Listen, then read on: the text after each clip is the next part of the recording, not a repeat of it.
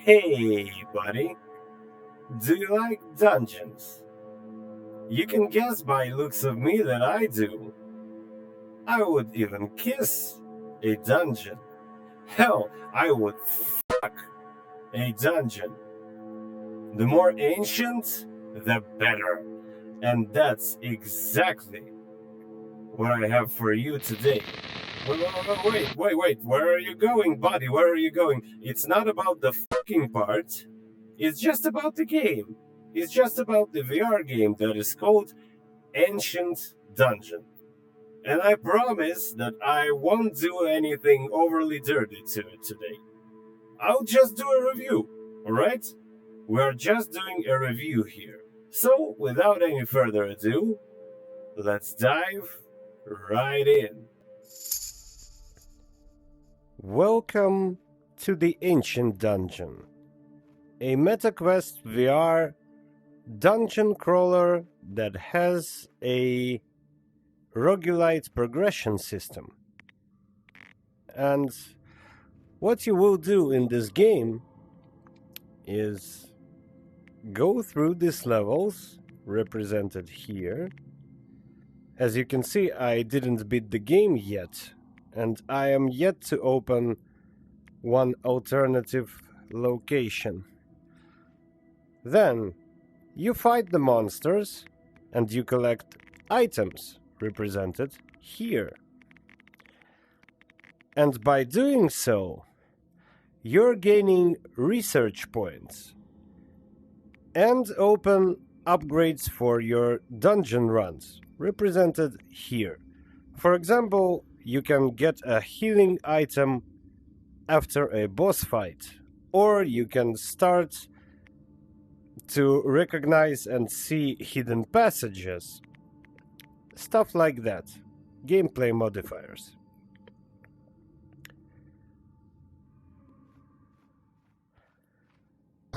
This is our hub. This is our, dungeon master. I don't know. You can talk to NPCs. They don't really talk. They just show you some text and make some noises. Okay, this guy, he has a different reason why he's not going into the dungeon every day. So, let's go inside, shall we? As you can see here, there are two sets of weapons. But this one on the right side, this one is earned. You don't have it from the start, so if you're new to the game, you're stuck with these for a very long time. And I haven't earned hard difficulty yet. I assume you have to beat the game to do that. So let's enter the dungeon.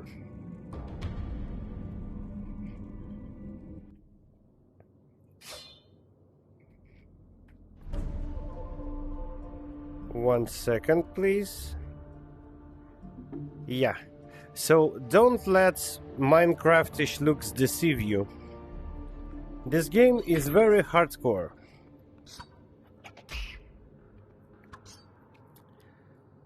This is your interface, your HUD, and also your inventory system. These square slots that are gray, that you can see over here, is your two only inventory options. Hearts represent HP. Also, you have a map, key counter, and gold counter. And the minimum damage that you can receive in this game is half a heart. And you receive a full heart of damage far more often. So this says something. This game is hardcore.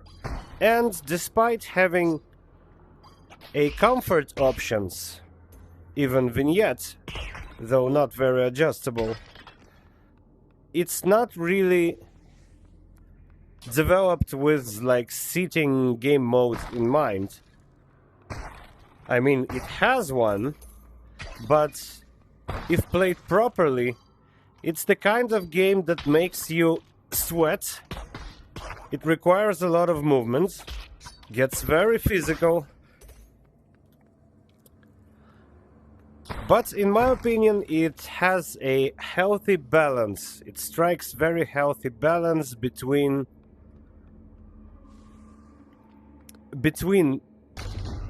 making you move a lot and allowing you to explore things calmly at your own pace. It also has a climbable surfaces, but I don't understand how am I supposed to climb over there?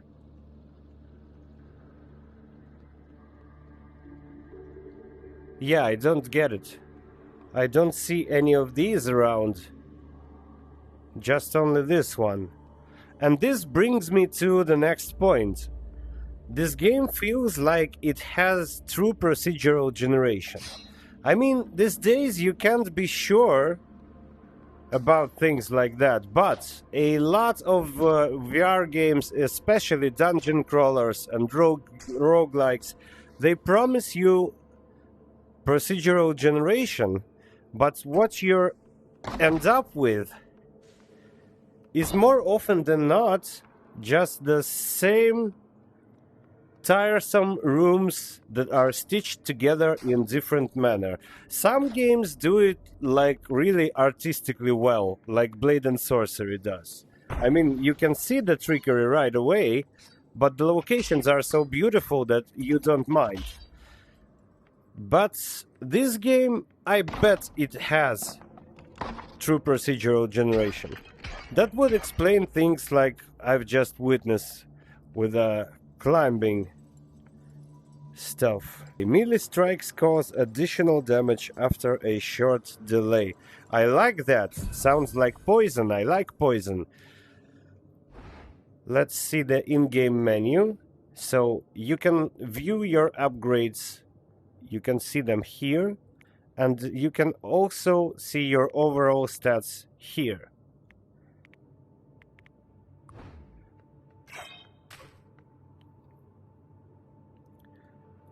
We don't have any keys, unfortunately. So we can't open closed chests or closed doors that require a key. Closed, I mean locked. That's the right word.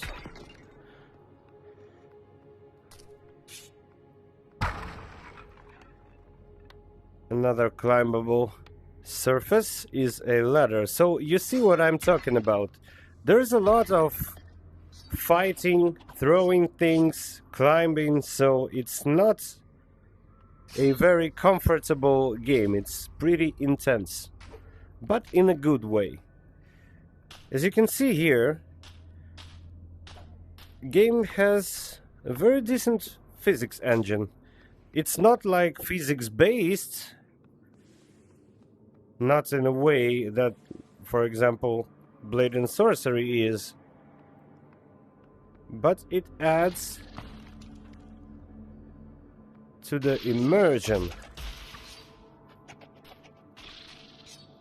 And despite this cute designs and kind of Minecraftish looks,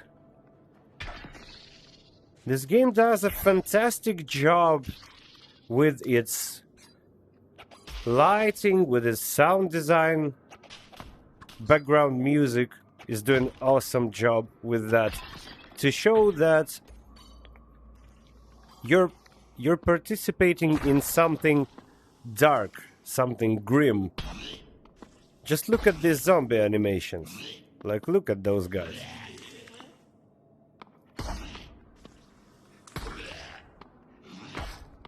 It looks kinda like Minecraft, but it kinda doesn't. I think it shares more DNA with stuff like Noita, for example.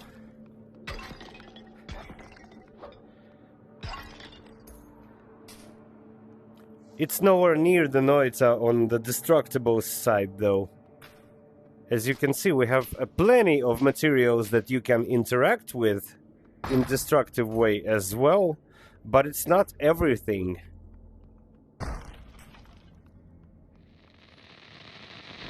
Let's go over the options really quick.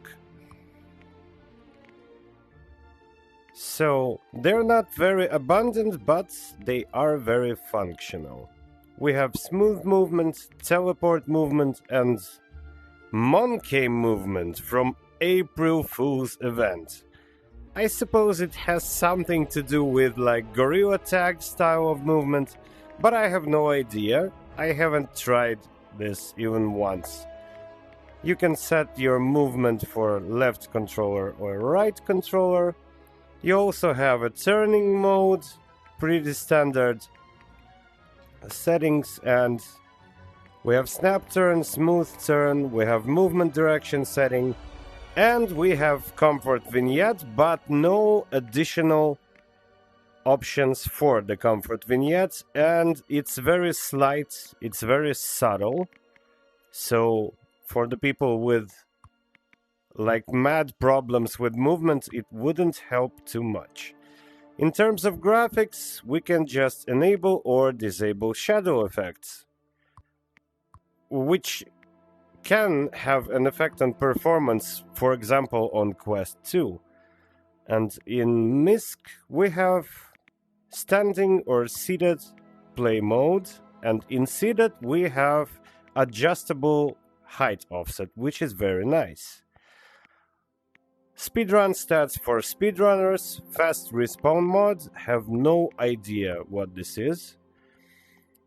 Controller vibrations, aka haptics, and low HP heartbeat sound, which I find really useful, because during combat I'm not always watching my wrist to see my HP. Okay, so we have traps here.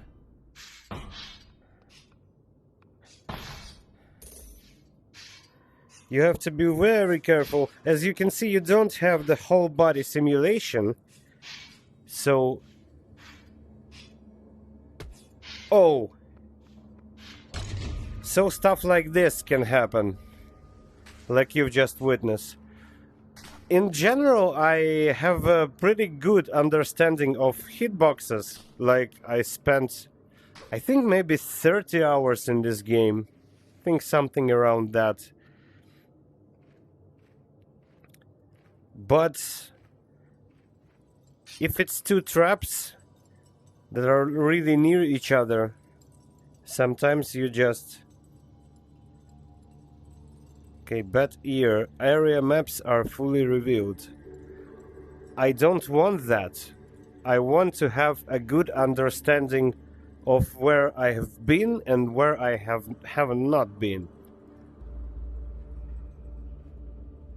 So I don't want that at all, but it can grant me some research points. So I'm in a bit of a dilemma here right now. Okay, I'll take it. I'll take it. I'll regret it 100%, but I'll take it. The thing is, I suck at orienting in space. And so having the map that portrays where you have been and where you're going is very, very useful to me. This is a shopkeeper, and the yellow area on the map is a shop, and the red one is a boss fight. We're going exactly there. When you enter a shop, you better hide your weapons, because if you accidentally break something, it will affect this very important characteristic over here, discount modifier. It can be negative, so you can be fined basically for doing bad stuff here. You don't want to be on the bad side of shopkeeper, believe me about that. Protection is like an armor layer above your HP. If only I had 30 gold coins, I could buy myself both of these items, but I'll go for beloved keepsake. I think it will be more useful to me. It acts more or less like a heart, and after the boss fight, I can receive a healing item that restores half a heart. So by my calculations, if I do everything right, I can end up with all of my HP intact. I recall two types of bosses for this type of level, and either we're fighting a really big zombie or we're fighting a gigantic slime. Let's check it out, what we're doing. Oh, zombie. Okay. I think he's kinda easier.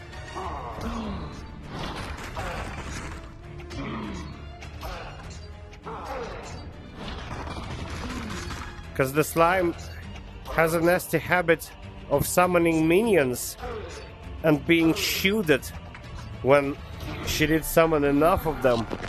And you have to kill each and every one of them for it to take damage again.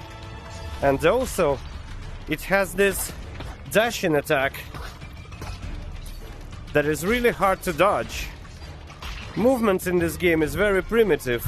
It doesn't have dedicated dash moves or jumps or anything like that. Even sprint is not present.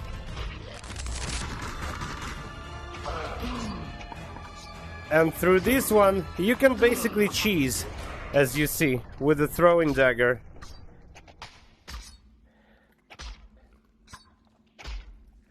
I like how it sticks and the sound that it makes.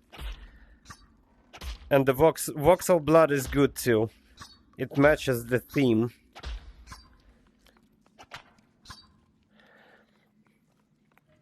Okay, so we've beaten the boss. And then we're going down, further into the dungeon. My calculations were right. I ended up with all of my HP intact. And we've got 2 keys. And now we're down to only 1. When the health is low, evasion is massively increased. That's cool. That's a way to not take damage. Let's talk about inventory system a little bit more. So you have a sword, but you holster it like momentarily, immediately. And it just appears and disappears. And when it disappears, you can throw dagger with your main hand, as well as with your offhand, but you only have one, so it kinda feels weird. You can't use the sword with your offhand, unfortunately. But I believe you can affect that by adjusting in options which stick is used for movement. So now we have choice between 2 levels. A fungi level and a sewer level. I am way more familiar with that one. So I think let's go with that one. There are several functions of the game that I haven't shown you yet. So besides the regular traps, you have environmental hazards here. Look over there. What do you see? It looks just like fragments of this same rusty stuff that's all over the place. But in reality, it's a proximity bomb that could kill me in an instant. So you have to be careful here. This location conveys sense of danger really well. This is a choice between two items. Slightly increases range damage, and food in rest areas are replaced with relics. I don't think this is a good idea at all.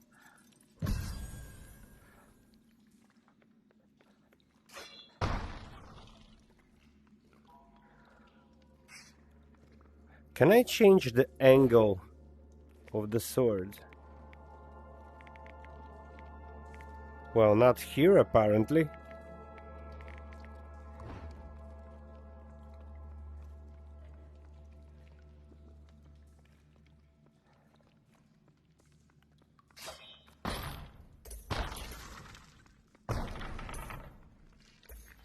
Oh no! Okay.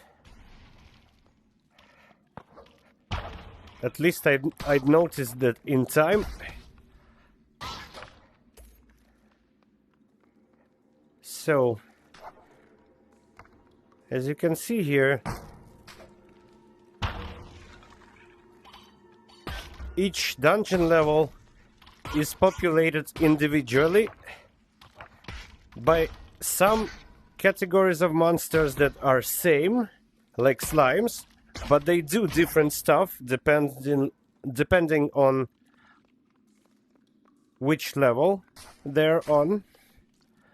So we have slimes, zombies, bats that are universal across all the levels, but we have some monsters that are unique to each individual levels too. What do we have here?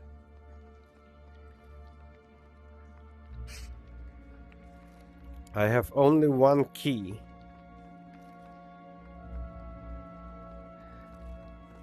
So there's no sense of opening a lock, behind which I see only some more locks. And here we have ourselves an item, a journal page, lore relic.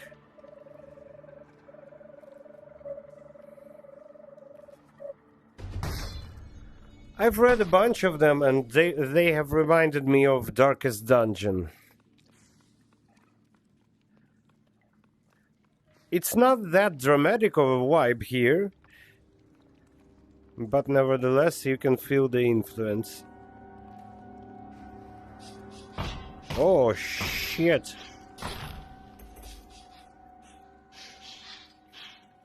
I don't think there's anything valuable enough there to be worth the hassle here.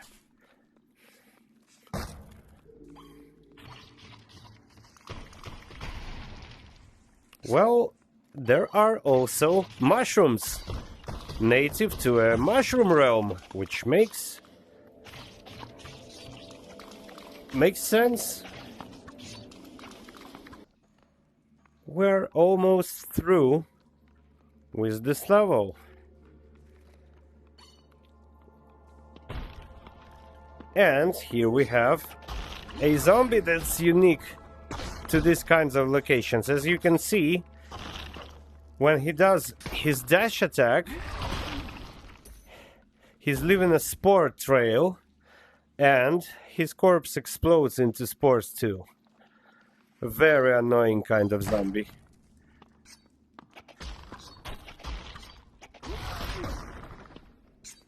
When this trait got me by surprise for the first time, there were like 3 or 4 of them.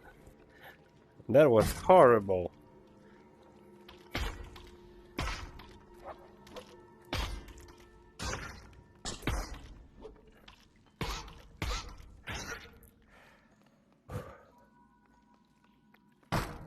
I would say these kind of fights are very physically demanding.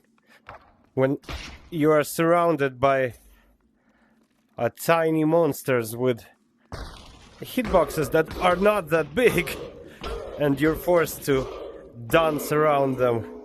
That was a mimic. A living classic. Well, not very living anymore.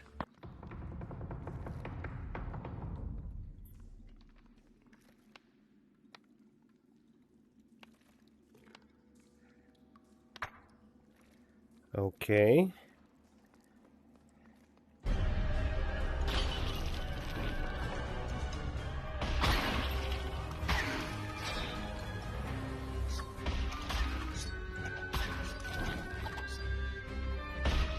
No freaking surprise, it's a giant mushroom.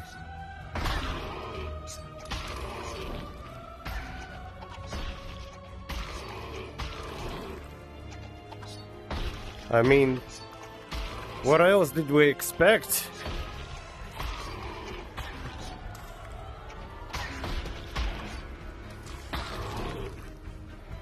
He's trying to impregnate me with his spores. Oh no, he has a dash attack as well. Okay, I think I've defeated him. Wonderful. So, now you have seen how the how throwables work.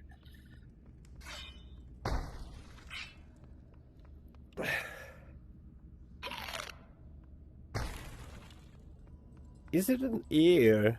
Gruesome trophy slightly increases melee critical damage. Some orcish magic is going on here, I suppose.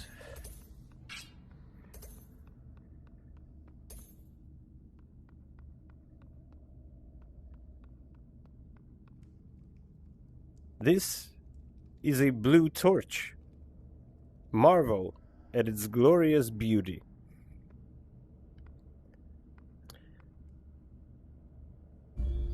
Okay. I think you have a rough understanding of what Ancient Dungeon feels like right now. So, thank you very much for your attention, and goodbye. Well, that's about it.